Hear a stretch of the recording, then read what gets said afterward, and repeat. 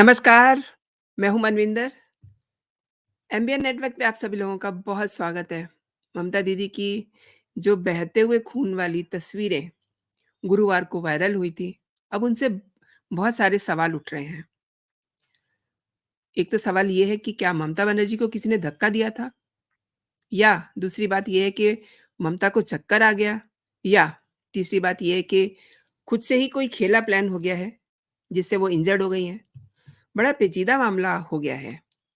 इस पर बात करते हैं कि ममता को ये सियासी चोट किसने दी है? ममता के साथ बहुत बड़ा सियासी खेला हो गया है। सोचने की बात है कि ममता बनर्जी को चक्कर ना आए तो फिर क्या हो? वो ज़मीन पे गश खा के ना गिर जाएँ तो हो क्या फिर? इतने सारे झटके मोदी सरकार ने दे दिए, मोदी ने दीदी को दे दिए।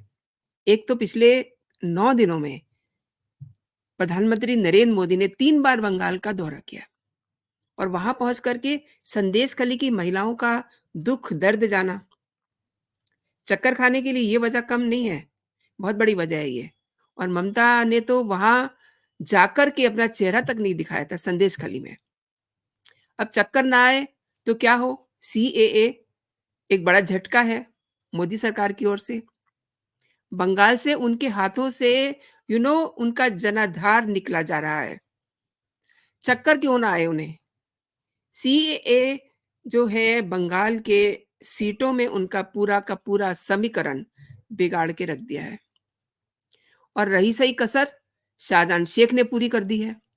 एक तो वो 24 परगना में बूथ पोलिंग का सारा मैनेज करता था, यानी कि ज़बरदस्ती कैसे वोट डलवाने हैं, अब इस बार ये भी नहीं होने का। अब शेख ने सीबीआई की चूँकि वो कस्टडी में है, तो सारी पोल पट्टी भी वहाँ वो खोल रहा है, ये भी एक खौफ है, ये भी एक चक्कर आने की वजह है। और आप ये समझ लीजिए कि ममता दीदी ने गुस्से में असम से अपना इंडिया अलायंस से पूरा नाता तोड़ लिया है। एक नई बात सामने आ रही है, जो मैंने आपसे बताई कि धक्का किसने दिया। तो ये चोट लगने का मेरा मकसद मज़ाक बनाना नहीं है। किसी के भी चोट लगती है तो दर्द होता ही है, तो किसी का मज़ाक नहीं उड़ाना चाहिए। लेकिन अब बात ये है कि जब चुनाव होता है, तभी उनको चोट लगती है, चाहे वो चुनाव पंचायत के हों, चाहे वो चुनाव विधानसभा के हों। आपको याद होगा एक बार तो उन्होंने अपने पैर में प्लास्टर चढ़ा हुआ था और उन्होंने पूरा कैंपेन किया चुनाव का। तो आप सोचिए मतलब कितनी सहानुभूति आती है ना, आपके सामने कोई प्लास्टर चढ़ा कर के आपसे वोट माँगने आए। ऑब्वियसली आप कहेंगे कि अरे! आप इतनी मेहनत कर रही हैं तो आपको वोट ज़रूर मिलेगा। अब उसके बाद उनके हाथ पे चोट लगती है। इस बार तो माथे पे चोट लग गई है और ये भी सुना जा रहा है कि उनकी नाक भी कट गई है। आई मीन उस पर भी 1 टाँका लगा है और माथे पे 3 टाँके लगे हैं। और ये भी कहा जा रहा है कि ममता बनर्जी को अपने कालीघाट का जो उनका रेज़िडेंस है, उसके पीछे से किसी ने धक्का दिया, जिसके कारण वो गिर गईं और उन्हें चोटें आईं। ये कहना है एसएसकेएम हॉस्पिटल के जो डायरेक्टर हैं, बंदोपाध्याय उनका। मैं आपको लिए चलती हूँ कि उन्होंने क्या कहा है। उन्होंने जो कहा है वो आप जब समझिएगा।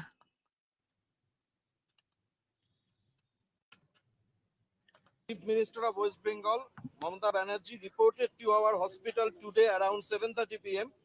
with a history of fall within the vicinity of ये her मैं home op India due to के some पेज push से from आपको behind. डॉक्टर साहब का She बयान had a बता रही cerebral हूँ। concussion, had a sharp cut ये over बयान her उनका forehead and nose, which was bleeding profusely. रात पौने Initially, 11 she बजे was का है। assessed by HOD Neurosurgery, HOD Medicine, and cardiologist of our institute, and her vitals were stabilized. 3 stitches has been applied on forehead and 1 on nose and required dressing. तो ये वही बात कह रहे हैं कि किसी ने उनको पुश किया, लेकिन जब उनको टोका गया, तो उनको अपना बयान बदलना पड़ा। अच्छा टोका क्यों गया उनको? ये भी बात सोचने की है कि उनको टोका क्यों गया, है ना? टोकने की भी बात है कि उनको टोका क्यों गया? तो उनको टोका इसलिए गया कि इससे बात बिगड़ सकती है, कि धक्का किसने दिया। अब उन्होंने सफाई दी, डॉक्टर साहब ने, उन्होंने ये कहा कि धक्का देने की अनुभूति महसूस हुई है, यानी कि उनको फ़ील हुआ कि धक्का दिया है, डॉक्टर साहब को फ़ील हुआ या कि मुख्यमंत्री को फ़ील हुआ, ये अभी स्पष्ट नहीं है। धक्का देने की बात खबरों में चल रही है, जैसा कि मैंने आपको ये इनका दिखाया कि डॉक्टर साहब कह रहे हैं। लेकिन अब एक और बात है बड़ी इम्पोर्टेंट, वो टीएमसी से ही जुड़ी हुई है। लोकसभा के चुनाव से ठीक पहले जिस तरीके से उनको चोट लगी है, ठीक उसी तरीके से उन्होंने भी कांग्रेस को एक बड़ा झटका दे दिया है। अ, तृणमूल कांग्रेस ने असम में लोकसभा चुनाव के लिए 4 सीटों पर अपने उम्मीदवार घोषित कर दिए हैं, जिससे इंडिया अलायंस को दूसरा बड़ा झटका लगा है। आप जानते ही हैं कि अब अ, वेस्ट बंगाल में अपनी पूरी सीटों पर जो उनकी सीटें हैं 42 सीटें, उस पर वो खुद ही चुनाव लड़ने वाली हैं। पहले बीच में ये था कि वो 2 सीटें कांग्रेस को देंगी, लेकिन अब उन्होंने असम से भी कांग्रेस का पत्ता साफ कर दिया है।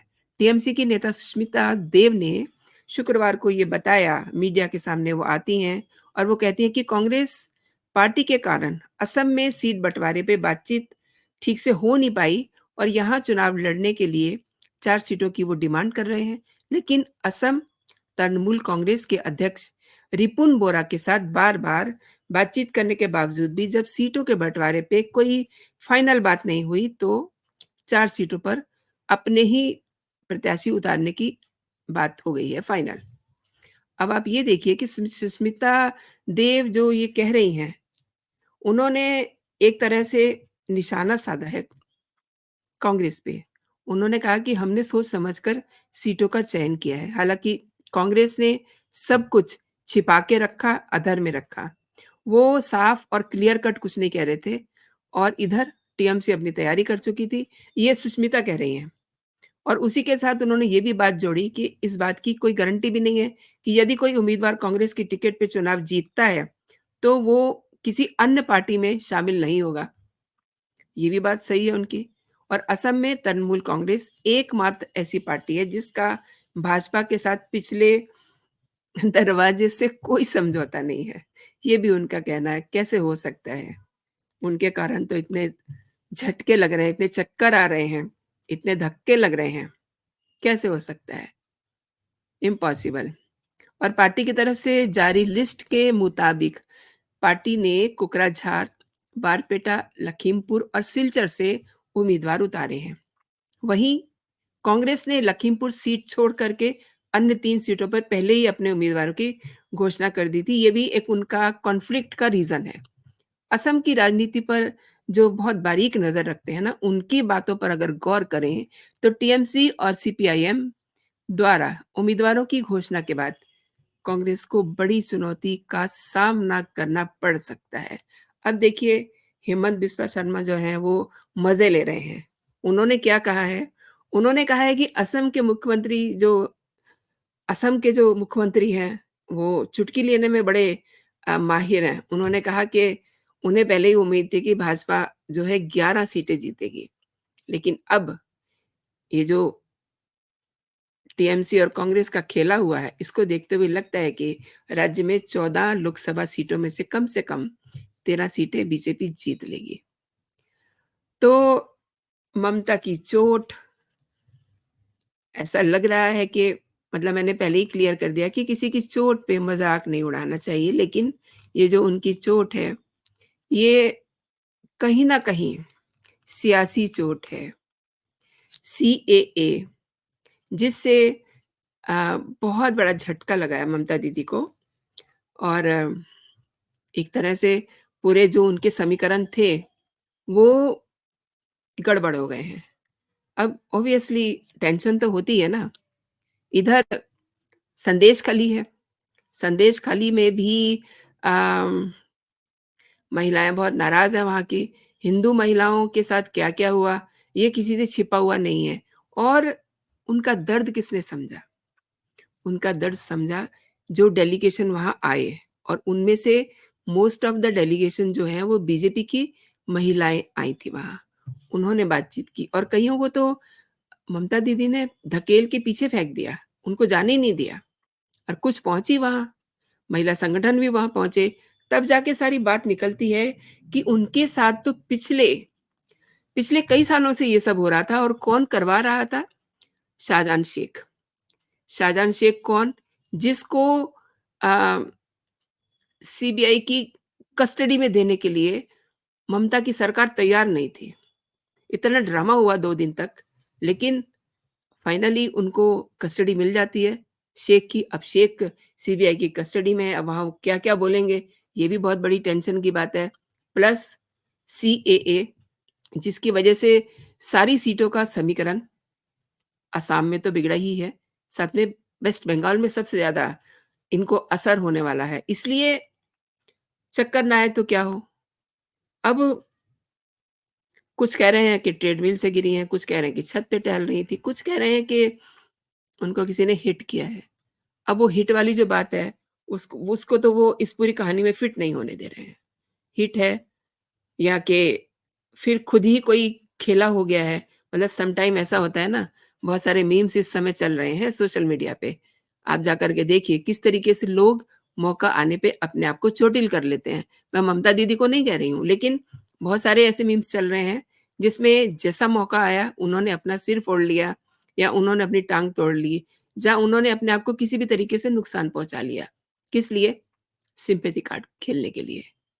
और आप इसको अदरवाइज़ मत लीजिएगा। आई मीन जब जॉब करते हैं, हम लोग जब जॉब में होते हैं, तो हम डॉक्टर को ये जाकर के कहते हैं कि डॉक्टर साहब ऐसी कोई दवाई दे दीजिए कि कल छुट्टी ना लेनी पड़े। और वहीं पर एक और दीदी बैठी होती हैं, वो कहती हैं कि नहीं मेरी तो बहुत तबीयत ख़राब है, मैं तो अभी चल फिर नहीं सकती हूँ, तो मुझे कम से कम जो है 4-5 दिन का रेस्ट चाहिए। ये फ़र्क होता है अलग-अलग महिलाओं में, महिलाओं की सोच में। अ, मतलब आप इसको बिल्कुल भी अन्यथा मत लीजिए, लेकिन महिलाएँ ऐसे अ, कार्यक्रम करने में बहुत माहिर होती हैं, ना सिम्पैथी कार्ड खेलने में। तो चोट लग गई है और फिर ममता दीदी का तो पुराना इतिहास है। 2-3 बार मुझे याद पड़ रहा है, इससे पहले तो मुझे याद नहीं है, लेकिन 3 बार। एक बार उनके पैर में चोट लगती है, एक बार उनके हाथ में चोट लगती है, उससे पहले भी वो कहीं स्लिप हो गई थी। तो चुनाव के आस-पास ही वो क्यों स्लिप होती हैं? सिम्पैथी कार्ड चाहिए ना उनको। तो इस बार इनका फिर से उन्होंने माथे पे चोट लगवा ली है। तो ये जो मैंने 2 तरह की महिलाओं का फ़र्क बताया आपको, जो वर्किंग होती हैं, उन्हें चाहिए होती है दवाई ऐसी कि कल को उन्हें ऑफ़िस जाना ही जाना है। उनके पास बीमार होने का टाइम नहीं है। एंड जिसे सिम्पैथी चाहिए होती है फैमिली में, मतलब सास, ननद सब उनको चाय-पानी देंगे। और ऐसे मीम्स बहुत चल रहे हैं इस समय सोशल मीडिया पे। आप देखिए कि बीमार होकर के कितने फ़ायदे होते हैं। तो हो सकता है कि इस बार भी ममता दीदी ने अपने आप को इस तरीके से चोटिल करके एक कार्ड खेलने की जुगाड़ में हों। लेकिन मैं एक बार फिर कहती हूँ कि ममता दीदी के साथ मेरी पूरी सहानुभूति है और मैं उनकी चोट का मज़ाक नहीं उड़ा रही हूँ। लेकिन ये चोट ये चोट चुनाव में क्यों लगती है? बस ये मेरा सवाल है। दोस्तों, आपने मेरे साथ पूरा वीडियो देखा। बहुत-बहुत शुक्रिया आपका। और आपको ये वीडियो कैसा लगा मुझे ज़रूर बताइएगा। आप अगर मेरे कंटेंट पसंद कर रहे हैं, तो इन्हें लाइक ज़रूर कीजिए, इन्हें आप शेयर भी कर सकते हैं। अगर अभी तक आपने मेरा चैनल सब्सक्राइब नहीं किया है, तो मेरे चैनल को सब्सक्राइब भी कर लीजिए, ताकि आपको मेरे सारे कंटेंट मिलते रहें। एक मेरा विशेष आग्रह है आपसे कि आप बेल आइकन ज़रूर दबा दीजिए, ताकि आने वाले सभी नोटिफ़िकेशन आपको मिलते रहें।